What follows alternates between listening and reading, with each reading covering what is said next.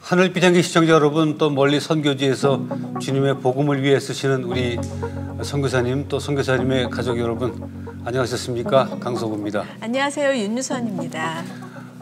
여성들은 결혼을 하고 나면, 특히 결혼 후에 아기를 낳고 나면 내 자신이 없어진 것 같다. 그렇죠. 그런 말씀들 하시는데 유선 씨는 어떠세요? 저도 좀 그랬어요. 늦게 결혼하고 결혼에 대한 각오도 많이 했었는데 예. 막상 살아보니까 어디서 내가 이렇게 인내해 본 적이 없구나 생각이 들어서 참 지칠 때도 있었지만 또 지나고 나니까 그렇게 참아볼 만한 값어치가 충분히 있는 것이 아닌가 생각이 듭니다. 누군가의 아내로 또 누군가의 엄마로 사는 것은 뭐 축복이지만 그래도 여성으로 살면서 어떤 정체성의 혼란이 오는 시기가 있겠죠. 맞아요. 자, 오늘은 그래서 여성들이 어떻게 살아야 가는지, 또 신앙 안에서 어떤 바른 방향을 제시해 주실 분을 저희가 오늘 스튜디오에 초대했습니다.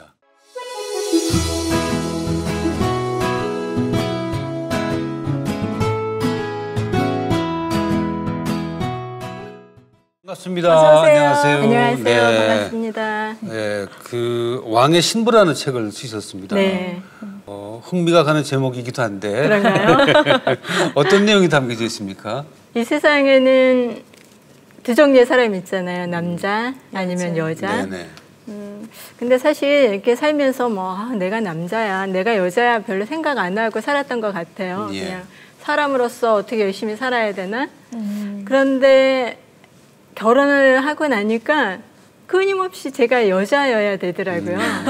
그런데 사람으로서 살았던 삶과 그 계획들이 여자로서 가정 안에서 살아가게 되면서 많은 갈등, 혼란. 그래서 도대체 여자로 사는 게 뭘까? 나 앞으로 평생 여자로 살 텐데 바꿀 수도 없고. 그래서 거기에 대해서 많이 고민을 하게 됐어요. 그래서 하나님이 도대체 여자를 어떻게 생각하시나 그걸 쓰게 됐는데, 사실 왕의 신부 나오기 전에 킹덤 패밀리가 한 1년 전에 더 먼저 나왔거든요.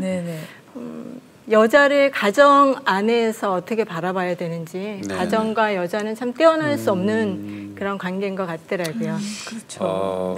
대한민국 현실에서는 상당히 중요한 얘기인 것 같아요. 왜냐하면 남자가 보는 여자에 대한 교육이 별로 많지가 않기 때문에 결혼해서 살게 되면 사실 가정에서 문제가 생기기 시작하죠. 그런 데서 오늘은 그 방송 보시면서 그동안 좀 답답하셨던 여성분들에게 좀 시원함을 좀 주시고, 또 혹시 이런 얘기에 대해서 반감을 가지고 있는 남자 어른도 있을 수가 있으니까 그러신가요? 그럼요. 여성을 어떻게 바라봐야 되는지, 어떻게 존중을 해야 되는지 오늘 좀 교육을 좀 받도록 하겠습니다. 사실 이 질문은 여자 스스로도 끊임없이 하고 있는 것 같아요. 도대체 여자를 어떻게 바라봐야 될까? 어떻게 살아야 될까? 맞아요. 내가 어떻게 생각하는지가 되게 중요한 것 같아요. 그쵸? 근데 그 왕의 신부는 여왕이잖아요.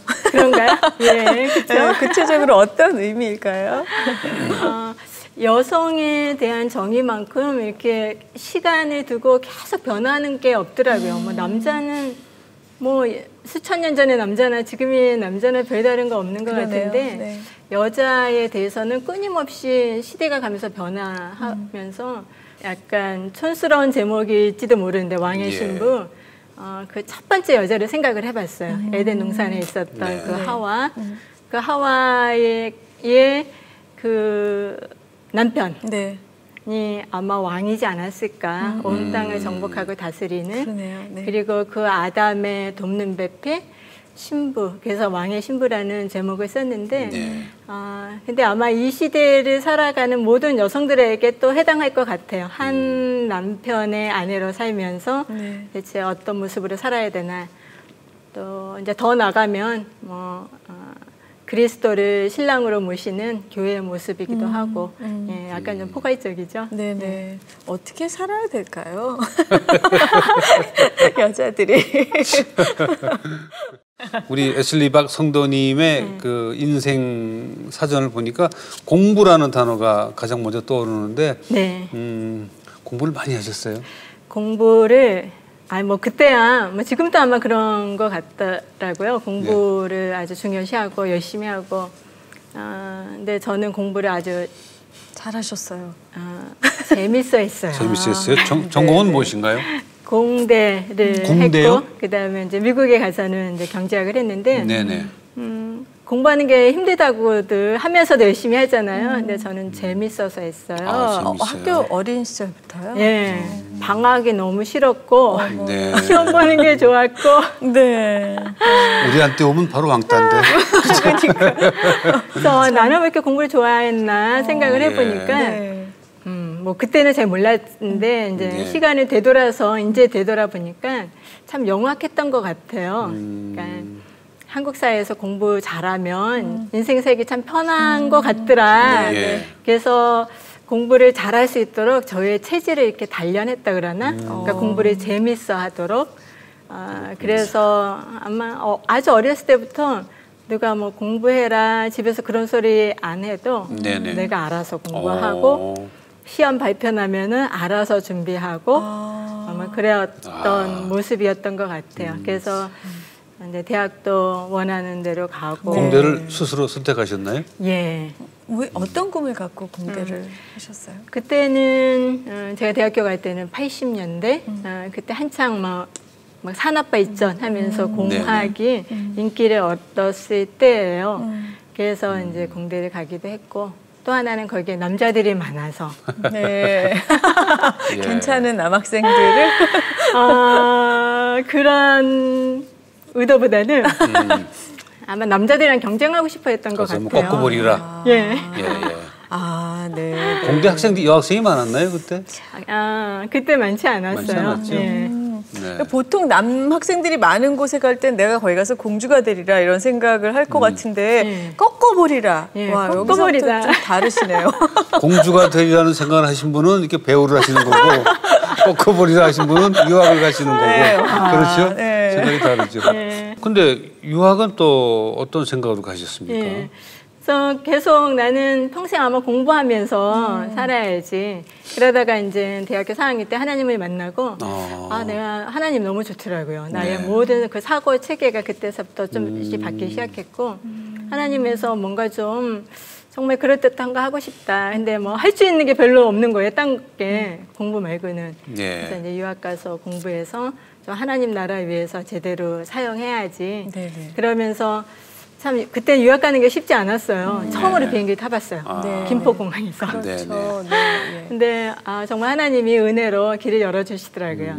그래서 미국 가서 정말 열심히 공부하고 또 하나님이 너무 좋으니까 교회 열심히 섬기고 이제 교회와 도서관에 왔다 갔다 하면서 그렇게 살았어요. 근데 그 공부하시다가 남편을 만나신 거예요? 예, 공부하러 갔는데 예기치 않은 일들이 제 인생 가운데 기다리고 있더라고요. 네네네. 유학 간 지 한 1년 반 좀 됐었을 때 갑자기 교회에서 한 청년이 눈에 들어오는 거예요. 아주 멋있는 청년. 의대 졸업반이라고 목사님이 계속 얘기해요. 너무 신앙 좋은 청년이다. 근데 딱 보니까 목사님이랑 사모님이 뭔가 막 이어주려고 뒤에서. 근데 제가 딱 보고는 이 사람 아니다. 내 짝은 아니다. 예. 어떤 느낌이었어요? 너무 잘생겨서. 어머. 많이 외모에 신경 쓰지 않을까? 목사님은 아무리 신앙 좋다 그래도 저 사람 너무 외모에 신경 쓰는 사람일지도 몰라. 근데 사실 결혼하고 나니까 그렇지는 않더라고요. 5분이면 모든 게 다 끝나는. 근데 하여튼 그런 선입관 때문에 좀 아니다라고 생각하고 있었는데 갑자기 이제 전화가 오더라고요. 그 남자분 1시간. 그 청년이 1시간만 시간을 내달라고 커피 마시자고. 근데 이제 저는 이미 저 청년은 아니다 했는데 그냥 딱 1시간만. 그래서 그냥 못 이기는 척하고 나갔어요. 근데 그 1시간 동안에 많은 자기 인생 이야기, 또 신앙의 이야기, 또 자기 앞으로 살면서 하나님에서 어떻게 살고 싶은지 그런 이야기를 아주 조목조목 얘기하더니 네. 자기가 이렇게 살고 싶은 그 인생길에 같이 가지 않겠느냐라고 하면서 프로포즈를 하더라고요. 처음 만난 날이요? 그렇죠. 얼굴은 알았지만 네. 처음으로 대화를 한 날이었는데 네. 그러면 그렇게 프로포즈하면 좀 불쾌하지 않나요? 그럴 수도 있죠. 예. 근데 너무나 정말 진심으로 얘기를 하길래 사실 다른 생각보다는 이 사람이 생각하고 있는 그 하나님을 향한 삶이 무엇일까 거기에 정말 1시간 동안 빨려 들어가면서 들었어요. 그래서 그때 바로 허락을 하셨나요? 그래서 1시간 동안 이야기하고 프로포즈 했고 저도 잠깐 몇 가지 질문하고 프로포즈에 예스를 했죠. 어머나. 그 질문이 뭐였던가요? 질문이요? 재밌는데. 나는 앞으로 평생 공부하면서 살 건데 어떻게 생각하느냐 그런 와이프를 갖는 것 그러니까 좋다고 하더라고요. 자기는 더 좋다고. 그래서 이제 그거 통과됐고 두 번째는 그냥 목사님은 신앙 좋은 사람이라고 얘기하지만 정말 신앙이 좋은지 어떤지 잘 몰라서 좀 신앙을 테스트할 겸 질문 한 가지 하고 그 2가지 질문했습니다. 네. 그러셨군요. 네. 그래서 결혼하셔서 또 그 과정은 어떤지 궁금한데 우선 첫째 학업을 계속 하셨나요?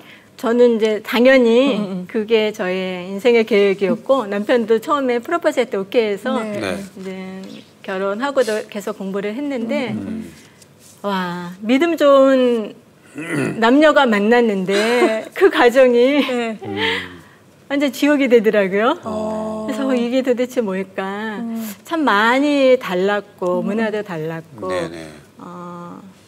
그래서 참 처음에 그 핑크빛 같은 신혼 시절 없이 서로 싸우면서 많은 시간들을 보내게 됐어요. 그러다가 이제 결국 이제 하던 공부를 마칠 수 없는 그런 상황이 되어버리고 말았죠. 그렇죠. 뭐 남녀가 만나서 서로 자신을 주장하다 보면 싸우게 되고 어느 만큼의 또 싸움도 있고 시간이 가야 이게 또 이해하게 되고 그 과정 속에서 먼저 사과하는 사람이 있고 사과를 받는 분이 있고 그렇죠. 어느 분이 사과를 먼저 하셨어요? 참 이상해요. 결혼을 하고 나면 이전에는 동등한 남녀였는데 갑자기 결혼 안에 들어오면은 뭔가 남자한테 건의가 확 가더라고요. 그러면서 남편이 나의 인생에 대해서 왜 이렇게 사느냐 저렇게 사느냐 근데 그것이 왜 평등한 사람인데 왜 남편이 나한테 이렇게 내 인생을 다시 계획을 하려고 하나 그게 참 힘들더라고요. 그리고 나도 어떤 그 계획이 있어서 갔는데 결혼하는 순간 막 남편이 나의 그 계획을 막 다 바꾸려고 하는 것 같은 그래서 그런 것 때문에 참 힘들었던 것 같아요. 그러다가 이제 내가 중요하게 생각하는 공부를 못하게 되니까 그 남편을 향한 그 분노? 아니 결혼할 때 내 인생을 다시 써달라고 내가 부탁한 것도 아닌데 아니 무슨 권리로 내 인생을 이렇게 다시 쓰고 그래서 참 남편을 향한 분노가 엄청 심했어요.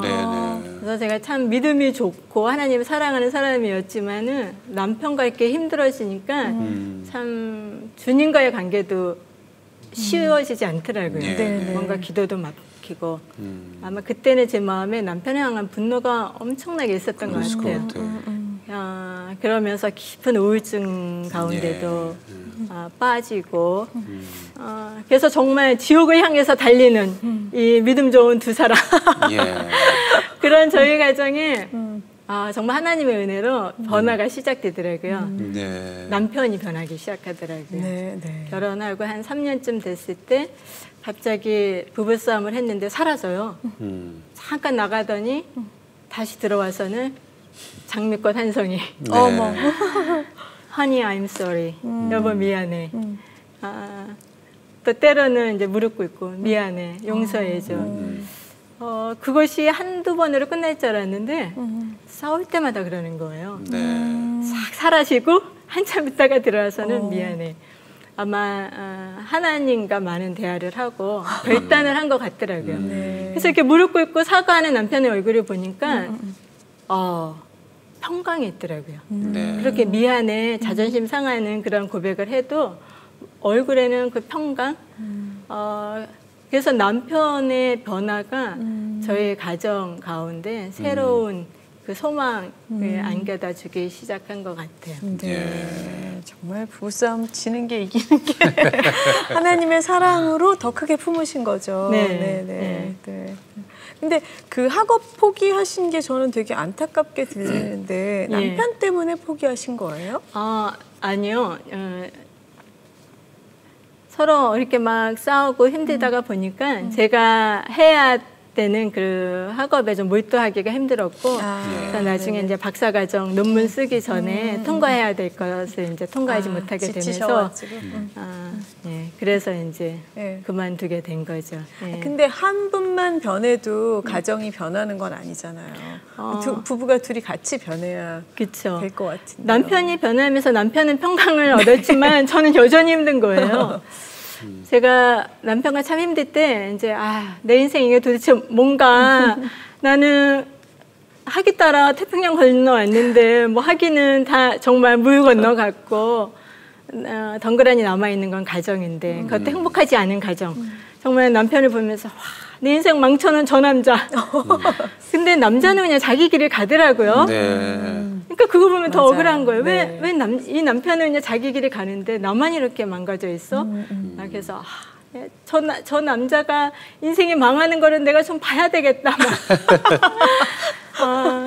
그러니까 제 마음속 안에 많은 그 어려움들, 마음 편치 않고 그러고 있었을 때 남편의 그 변한 모습, 남편은 정말 달라졌는데 하루는 생각을 해봤어요.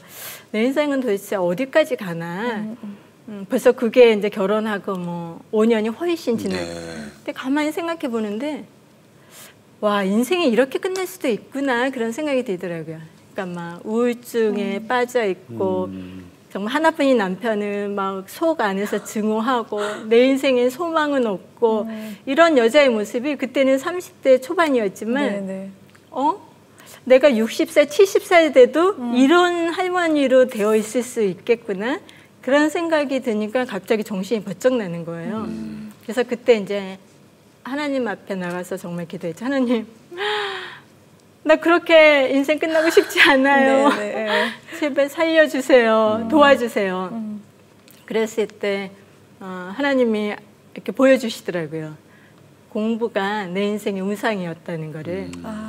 저는 그 공부 가지고 하나님께 영광 돌릴래요 했지만 정말 마음 깊숙한 곳에는 그것이 나의 우상이 되어 있는 것을 보게 됐고 그래서 그때 정말 눈물 콧물 흘리면서 하나님 앞에 회개하게 됐어요.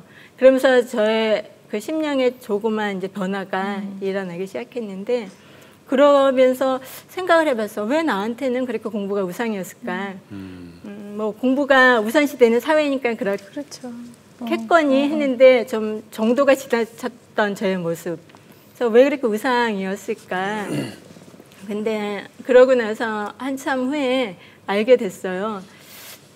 저희가 이제 딸만 있는 집에 이제 제가 5째 딸이거든요. 저는 살면서 이제 그런 뭐 차별이나 그런 걸 받았다는 기억이 하나도 없는데 이 사회에서 여자로 살아간다는 건 참 불리하다. 그러면서 나는 정말 최고가 되지 않으면 안 되겠다. 그러면서 정말 최고가 되려고 아둥바둥하면서 이제 살았고 그러다 보니까 최고가 되기 위해서 잡았던 게 공부였던 것 같아요. 그러니까 공부를 방해하는 그 누구도 용서할 수 없다. 용서할 수 없고 그것이 최우선이었고 뭐 가정, 남편, 그거는 있어도 되고 없어도 되고 나는 공부로 성공해야 돼.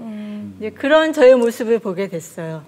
그러면서 정말 깊은 곳에서 이제 변화가 일어나고 와, 남편 때문이 아니었구나. 저는 그때까지 와, 남자 하나 잘못 만나서 내 인생이 이렇게 되는구나. 어떻게 하면 이 남자를 벗어날 수 있을까.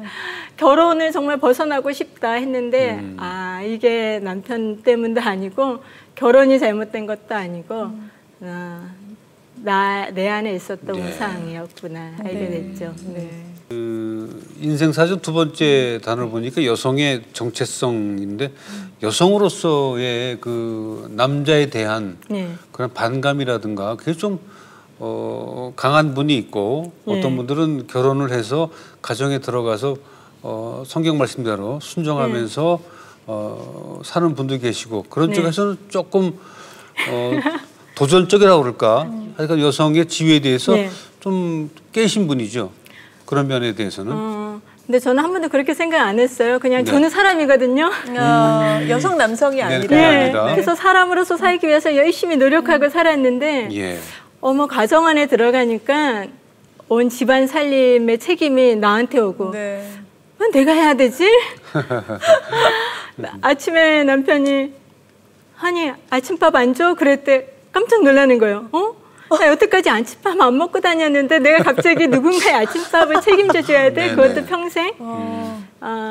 근데 그 정도야 할 수 있죠. 네. 근데 이제 아이를 낳고 나면서부터는 와, 엄마를 100% 의존하는 이 아기.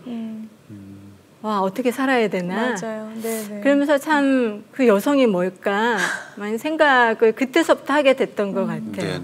그러면서 보니까 여자가 참 억울한 게 너무 많네. 그러다가 어떻게 정체성을 찾으셨을까요? 네. 여자의 인생을 이렇게 보면 그때 이제 저의 눈에는 여자의 인생이 참 재미없다. 별로 알아주지도 않고 대단한 일 하는 것도 아니고 그렇다고 편한 것도 아니거든요. 가정 안에서 얼마나 힘들어요. 맞아, 제일 그렇죠. 힘들어요. 네, 제일 힘든데 남는 것도 없고 그래서 늘 생각에 나는 정말 대단한 일 좀 이왕 한번 사는 인생. 그리고 이제 마음속에는 엄마처럼 안 살 거야. 이제 평생 가정에서 이렇게 수고하고 알아주지도 않고 그래서 엄마처럼 안 살 거야라는 그런 생각이 가득 있었었어요. 그러다가 이제 저희 정말 친정 어머니가 인생을 이제 이 세상에서 인생을 마감하시고 돌아가시는 그런 때가 됐는데 엄마의 죽음 소식을 들었을 때 슬프다, 엄마 보고 싶다 그 생각보다는 갑자기 그냥 속 안에서 쌓아두었던 그 질문이 확 올라오는 거예요. 여자 인생 정말 이렇게 한 여자 인생이 끝나는데 무슨 의미가 있을까? 그래서 하나님 앞에 많은 질문을 했죠. 도대체 이렇게 인생을 끝나고 가는 수많은 이 세상에 여자들이 있을 텐데 대체 이런 인생은 무슨 의미가 있습니까? 하고 하나님 앞에 정말 막 울부짖으면서 기도를 하게 됐어요. 그랬을 때 하나님이 알려주신 그 말씀이 하나님이 어떤 한 인생을 평가하는 거랑 세상이 평가하는 게 참 다르다고. 그렇겠죠. 그래서 내가 하고 싶은 거 하고 이름 내고 누리고 간 삶을 우리는 동경하면서 살고 싶어 하는데 또 제가 그랬고 하나님의 눈에는 정말 이름도 없이 빛도 없이 하늘의 미랄이 되어서 썩어지는 인생 그런 인생을 기뻐하신다고 하면서 정말 아무도 알아주지 않았던 저희 엄마의 그 살아갔던 인생을 하나님이 너무 기쁘게 받으시는 것을 알게 됐어요. 그때 정말 어떻게 사는 것이 바른 것인지에 대한 제 안에서 많은 변화가 생기기 시작했어요. 그래서 나는 엄마들이 그렇게 가정에서 수고하고 희생하고 정말 아무런 성과도 없는 것 같고 열매도 없는 것 같은데 세상을 안 알아줘도 하나님은 알아봐 주시는구나. 정말 하늘에 가면 가장 상급이 큰 사람이 누굴까? 그렇게 평생을 살다가 어머니들일 것 같다는 그런 확신이 들면서 그때 그 순간에 저의 그 어떤 가치관이 완전히 변하는 그런 계기가 됐어요. 그 이후로부터는 사람도 안 알아줘도 괜찮아. 하나님이 기뻐하시는 거, 하나님이 알아봐 주시는 그런 삶을 난 살 거야 하면서 이제 좀 바뀌게 됐죠. 성경 말씀에 남자는 여자의 머리고 또 남자에게 순종하라, 복종하라는 말씀이 아주 줄을 이루죠. 맞아요. 그런 말씀을 여성들이 볼 때는 성경 말씀이어서 받아들여야 된다고 생각하면서도 좀 반감이라든가 거부감이 있지 않나요? 어떻게 생각하세요? 저 같은 경우에는 예. 남편이 그런 소리를 했으면 아이고 이랬을 텐데 저도 부부싸움하고 성경 이름은 읽으면은 남편한테 순종하라고 그렇게 그러시는 거예요. 예. 그래서 하나님 진짜 왜 이러세요 하면서 좀 순종하게 되는 그 권세가 있는 것 같더라고요. 예. 예, 예. 순종 잘 안 되죠. 안 되죠. 또 예. 그 성경에 그러잖아요. 남자가 머리라고. 네. 왜 남자가 머리 해야 되지? 뭐 머리 좋지도 않은데 네. 머리로 따지면 여자 머리가 더 좋지 않을까? 왜 남자가 머리 해야 돼요? 그리고 한번 순종해보려고 했더니 와 수치에 하나님 이것 말고 다른 거 순종할게요. 네. 이것만 빼고요. 정말 아내로서 가장 힘든 게 남편한테 순종하는 것 같더라고요. 그래서 이거 정말 못하겠다. 네. 근데 하나님이 이제 남편이 머리라. 네. 근데 그 머리에서 나온 생각을 따라 하려니까 너무 불안한 거예요. 그런데 우리 가정 다 망할 것 같고. 그래도 한 번은 해봤어요, 순종을. 해봤더니 그 순종 가운데 오는 축복이 있더라고요. 네. 그 남편이 머리인 그 하나님의 명령, 그 바로 뒤에 보면은 남자는 머리, 여자는 몸이라고. 네.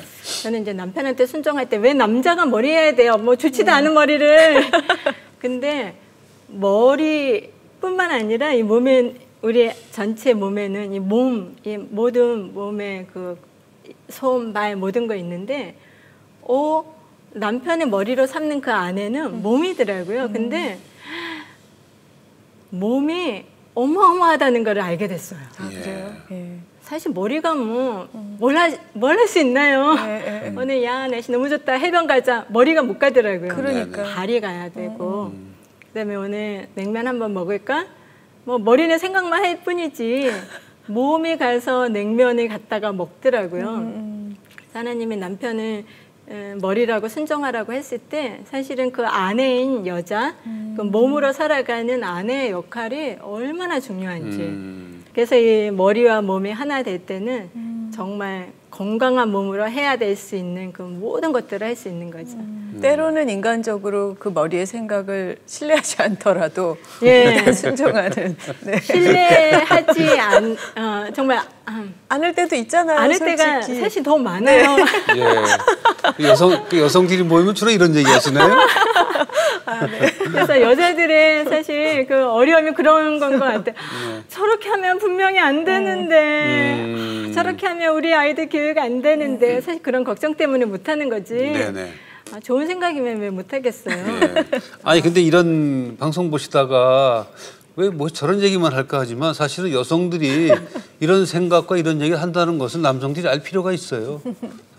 처음 하셨나 봐요. 아니 근데 저는 그런 거 없는 사람이에요. 네. 저는 그런 거 없는 사람인데 그 가부장적인 사람들 생각에는 그럴 수가 있다고. 그렇죠. 그래서 어떤 분들은 막 외출도 못하게 하고 나가서 그런 얘기하러 다닌다고. 그 악영향이 나에게 올까 봐. 근데 결국은 아내가 편안해야 남편이 편안한 거예요.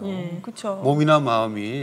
몸이 건강해야 머리가 쉬죠. 근데 지금 말씀하신 건 이제 몸과 머리를 구분할 것은 아니고 그게 딱 맞아야 행복한 거죠. 맞아요. 정말 이게 하나로 한 몸, 정말 연합을 이뤘을 때는 사실 머리의 구분이 사실 없는 것 같더라고요. 그래서 머리의 생각이 있기까지 몸에 계속 센스해가지고 알려주잖아요. 이거는 뜨거워, 만지면 절대 안 돼, 저기는 위험해. 그러니까 사실 몸과 이 머리가 긴밀하게 연결이 되면서 있는 거죠. 그래서 그렇게 한 몸을 하나가 되었을 때는 참 하나님 재미있는 일을 하시더라고요. 어떤 경우에는 남편이 하라는 거 하면은 분명히 안 좋아질 거야. 그래도 순종하자. 정말 이를 악물면서 순종을 했더니 그렇게 순종할 때 정말 모든 것이 협력하여 선을 이룬다는 그 말씀처럼 분명히 안 좋은 길로 갈 거라고 생각을 했는데 하나님은 훨씬 좋은 일들을 저희 가정 가운데 이렇게 보여주시더라고요. 그래서 내가 이렇게 판단하는 거 있잖아요. 남편, 저 생각 아닌데요, 하나님? 근데 내가 다 알고 있는 게 아니더라고요. 내가 모르는 세계가 훨씬 많고 하나님은 그 모든 것들을 합해서 선을 이룰 수 있는 그 하나님이시구나. 그래서 그냥 남편을 믿기 이전에 하나님을 믿고 순종하면은 맞아요. 네. 하나님 선을 이루시더라고요. 예. 네, 네. 인생사전 3번째를 보니까 글로벌 기도 여행이라고 하셨는데 지금 여행 중이세요? 예, 저희가 미국에서 이제 계속 살았죠. 아이들도 거기서 태어나고. 근데 2011년에 저희 남편이 갑자기 이제 그런 하나님은 그렇게 우리 가족을 부르시는 것 같다. 이제 온 가족이 아빠 따로 엄마 따로 아이들 따로가 아니라 온 가족이 세계를 다니면서 기도하지 않겠느냐. 네. 그래서 저희 가족이 이제 미국 사는 집을 잠깐 떠나서 뭐 한국에도 왔었고 이스라엘도 갔고 일본도 갔고 이렇게 여행을 하던 중 이상하게 한국에 있게 됐어요. 잠깐 있으려고 했는데 해야 할 일 뭔가 끝나지 않은 것 같고 그렇게 있다가 하나님이 이제 한 1년쯤 지나가니까 이제 한국에 당분간 좀 있으라는 마음을 주셔서 있게 된 지가 한 4년이 조금 넘어가고 있네요. 예. 네네. 그래서 저희는 아직도 여행 중에 그런 네. 나그네처럼 이제 예. 한국에서 살고 있습니다. 예. 본거는 미국이시죠, 그러면? 예, 미국에서 살았죠. 지금은 본거지는 글쎄요, 하늘일까요? 지금 댁은 어디 있으세요, 그러면? 지금은 이제 서울과 제주도를 이렇게 왔다 갔다 하면서. 그러시군요. 그럼 사역을 하시는 건가요? 남편이 이전에는 참 사역을 많이 하던 사람이었는데 네. 한국에 와서 있는 동안 하나님 저희들의 패러다임을 많이 바꿔주시더라고요. 사역이 아니라 살아라. 삶을 살아라. 그러니까 막 사역한다고 가르치고 이야기하는 게 아니라 정말 삶을 살아라. 가정이 어떻게 살아가는지. 그래서 사역이란 말은 감히 붙이지 못하겠고요. 네. 삶을 살고 있습니다. 오늘 그 성도님 모신 가운데 가장 중요한 부분을 제가 여쭤봐야 될 것 같은데 네. 결혼하면서 그 치열하게 싸웠던 인생 문제하고 남편과의 그 대립적인 문제가 어느 순간에 이렇게 해결이 됐을까? 그 포인트를 많은 사람들에게 왜냐하면 그거는 계속 역사의 반복이거든요. 그러니까 좀 후배 신혼부부들에게 그 포인트를 좀 알려주시면 좋을 것 같아요. 예. 어디서 변화가 돼서 지금 굉장히 편안하시거든요. 네. 저는 그 가정이 왜 이렇게 힘들까 생각을 하면서 계속 뭔가가 나를 이렇게 힘들게 만드는 그 대상이 도대체 무엇일까? 남편인가 봐. 그래서 막 남편을 막 미워했었고 또 이 가정이라는 이 틀인가? 이 가정을 그럼 벗어나면은 좀 자유로울까? 막 그랬었는데 그게 아니구나. 끊임없이 가정을 파괴하려고 하고 또 여자의 아주 하나님이 정교하게 만드신 그 여자의 자존감을 떨어뜨리고 여자를 끊임없이 공격하고 있는 누군가가 있더라고요. 그것이 무엇일까? 그건 어떤 사회의 시스템이나 뭐 남편, 우리 아이도 아니고 사단이라는 생각이 들더라고요. 선악과를 먹고 난 다음에 하나님이 새로운 관계를 맺어주셨잖아요. 그래서 사단한테 너는 이제 여자와 적이 될 거다. 원수가 될 거다. 그러니까 그때 이후로부터 여자와 사단이 원수가 된 거죠. 바로 그 전까지는 서로 친한 친구처럼 하나님이 정말 저 선악과 먹지 말래 막 이렇게 담소했던 두 존재였는데 선악과를 먹고 난 다음에 하나님이 이렇게 서로 원수가 되게 하는 그런 모습을 보면서 와, 그 관계가 어쩌면 여자가 살아가는 삶의 그 가장 중요한 이슈가 아닐까. 사단이 왕노릇 하는 세상에서 그 왕과 원수가 된 사람의 삶이 얼마나 피곤하고 힘들겠어요. 하나님은 그 여성의 진짜 모습, 그 왕의 신부로 만들었다 하와의 모습을 회복하고 싶어 하는데 이 여자가 또 회복이 되면 하나님이 말씀하셨던 보기 심히 좋았더라. 이제 그런 모습이 생기니까 사단은 계속해서 여자를 공격하지 않을까? 네, 그러네요. 너는 못해. 임신하고 출산하는 그 고통 벗어나. 가정은 힘든 거야. 벗어나. 그리고 끊임없이 여자한테 너는 아무것도 할 수 없어. 너는 봐. 그냥 주렁주렁 관계들. 누구의 아내, 누구의 엄마. 너는 그 사이에서 아무것도 할 수 없어 라는 엄청난 거짓말과 함께 그 두려움을 집어넣어주고 있는 것 같아요. 그래서 바깥에서 사회생활할 때는 능력 있다가도 갑자기 가정 안에 들어가면 나는 뭐 할 게 없나 봐. 엄청나게 자존감이 낮아지는데 아 그것이 사단의 거짓말이었구나. 나는 할 수 없는 존재가 아니라 나는 다 할 수 있어. 그러네요. 내가 다 잘하면 우리 남편 정말 그 아담의 정체성 우리 아이들 거룩한 세대로 일어날 거야. 그래서 저는 요즘도 때로 혼자 이렇게 스스로 막 선포해요. 나는 주님 안에서 다 할 수 있어. 그리고 내가 회복되면 우리 가정 다 변할 수 있어. 아멘. 뿐만 아니라 세상 다 변할 수 있어. 네. 하나님 한 여자를 통해서 모든 것이 보기 좋았다고 이야기하셨던 그 하나님의 선언은 지금도 유효한 것 같아요. 네. 알겠습니다. 해답을 얻은 것 같아요. 그러네요. 그 말씀에. 어떻게 좀 얻으셨습니까? 네, 아주 도움이 됐습니다. 오늘 고맙습니다. 귀한 말씀. 네. 감사합니다. 네, 감사합니다. 남녀가 만나서 가정을 이루고 산다는 게 참 쉬운 문제는 아니죠. 각자 남편은 남편대로 아내는 아내대로 각자 맡은 역할을 정말 충실히 잘하고 또 배우자의 그 힘든 부분, 몸과 마음의 힘든 부분까지 위로할 수 있다면 참 아름다운 가정이 될 것 같은데 현실적으로 그게 참 쉬운 건 아닙니다. 네, 그냥 막연히 하나님 안에서 인내와 순종 그 열매가 있으리라 생각했었는데요. 오늘 말씀 듣고 나니까 하나님이 세상을 아름답게 하시려고 여성을 창조하셨구나 하는 그런 마음에 자존감이 이렇게 쑥 올라간 것 같아요. 그거 모르셨어요? 전 알고 있었는데. 전 그렇게까지는 생각은 못했어요. 고맙습니다. 네, 다음 시간에 다시 뵙겠습니다. 네.